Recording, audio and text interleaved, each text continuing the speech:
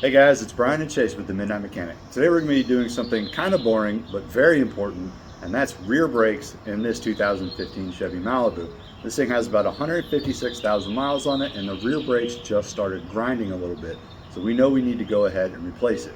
So what we're going to do is we're going to show you how to replace the rear rotors and rear brake pads in a car just like this.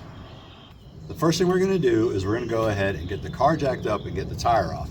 And we're going to do it out here in the gravel in the driveway, because a lot of times you may end up with the car in your garage or your shop and it's getting in the way, which is our situation right now. Or you could do something dumb like forget your keys in your wife's purse and not be able to get it in the shop, which is also the situation we're in right now. So we're going to go ahead and get this up, get the tire off, and start working on these brakes. Once you have the tire off, what you're going to do is you're going to remove the caliper right here. Now there's two 18mm bolts. There's one on the top side right here of the caliper, and there's one down below. And now when you remove those, you can slide the caliper off. Just set it up to the side, because you don't want to have all your brake lines stretch too far and have them warp. So when you take this top one out, it's going to be super tight. So what we do is put your wrench on there and get a rubber mallet. And you can tap it to get it loosened up. That way you're not hitting it with something too hard. The problem is with this bolt right here, you're not going to be able to get an actual socket on it. So this is the way we're going to do it. Then we're going to go to the bottom, take that one off, and remove this caliper.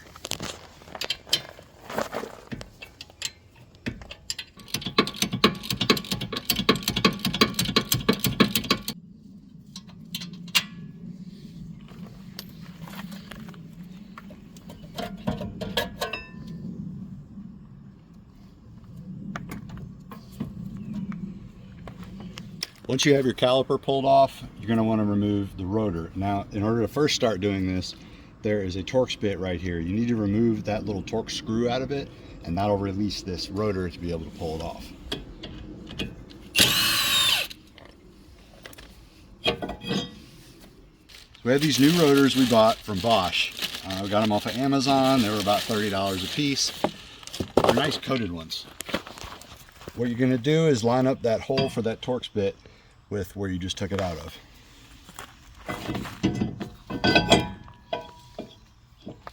Once it's on, you can reinstall that Torx bit, Torx screw.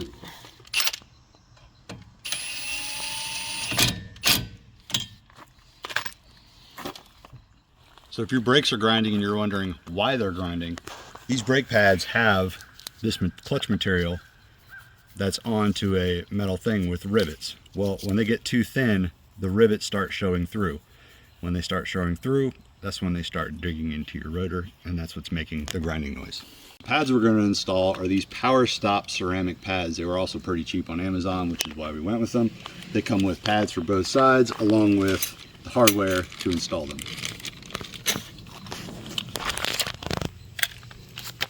Now that you have the caliper off, what you're going to want to do is push the piston all the way back. Now, the new pads will be a lot thicker, obviously, than the old worn out ones, so you need to push the piston back so there's enough room to get it down over the rotor.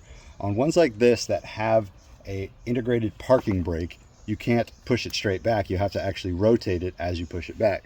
We have this kit right here that has all these different keys that what they do is they fit in these notches right here on the piston. And then you rotate it off. So you see it sits in those two notches. This little bracket will go inside here. Then you'll snug it up tight.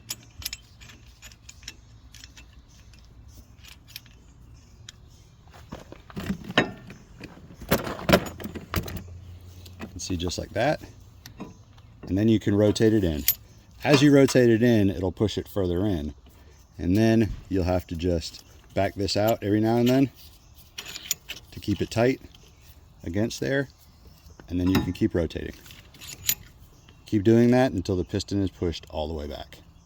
One of the tricks too is this little boot here is going to be a little bit dry, and it's going to want to rotate as you rotate that in, as you probably saw earlier. What we do is put a little bit of WD-40 or some penetrating oil in there, and it'll allow it to rotate better without tearing it. So as you push it down, then it'll rotate and it won't get all bunched up and torn. With everything off here and this bracket off, you can go ahead and remove the old brake hardware so you can install new ones. Easiest just to pop it off with a screwdriver. A lot of times it gets rusted on there, so it's just easier to pop it off since it's kind of trash anyway. Now you can go ahead and reinstall your new ones.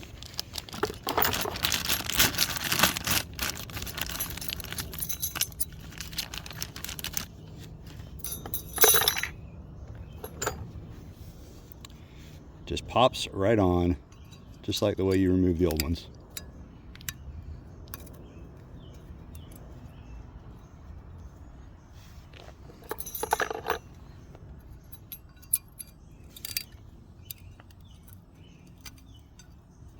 Make sure it sits flush on the top here.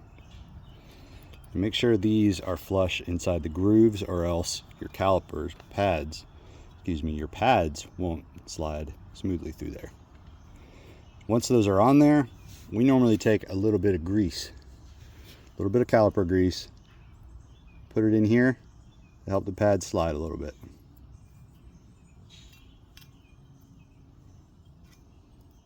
One of the other things we're going to do with the caliper grease is we're going to go ahead and grease the pins to help it slide better.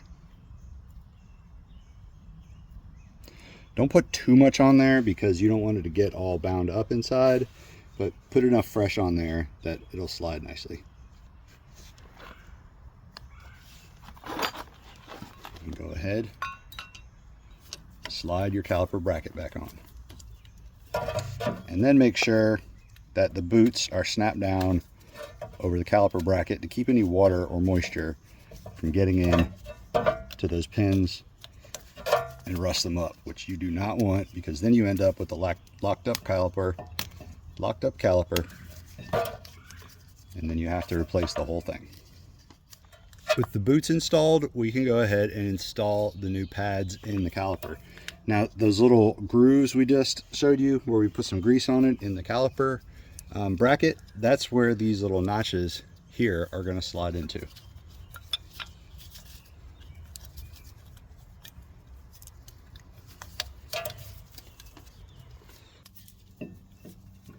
In this side, just like that. Now with both the pads in there, you can go ahead and slide it back over your rotor, and then reinstall your 15mm bolts. I meant 18mm bolts.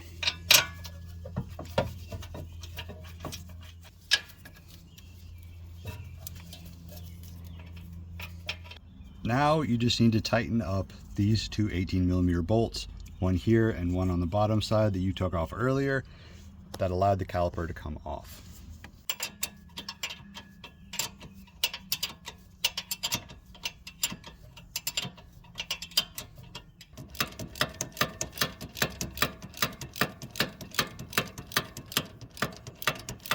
It's all been reinstalled. Those bolts are torqued tight. Go back and check and make sure that everything is installed correctly, which it is. Everything's tight, everything's good. Now you can go ahead, reinstall your wheel, and go ahead and make sure that it functions properly. Once our driver's side is done, we went ahead and finished up our passenger side. After that, you're going to want to start the car and pump the brakes a few times to get those pistons pushed back out on those calipers to get the pads seated. If you don't do that, you can end up with a little bit of pedal pressure issues right off the bat, where the pedal is going to travel a little bit further just until those pads are seated tighter. You don't want to do that. Jump in the car, drive off, have a kid in front of you, your neighbor's car, something, run into it, and end up in a bad situation. They will tighten up, so go ahead and do that while it's sitting parked before you end up in a situation where you need those brakes right off the bat. We're going to go ahead and start it and give it a few pumps.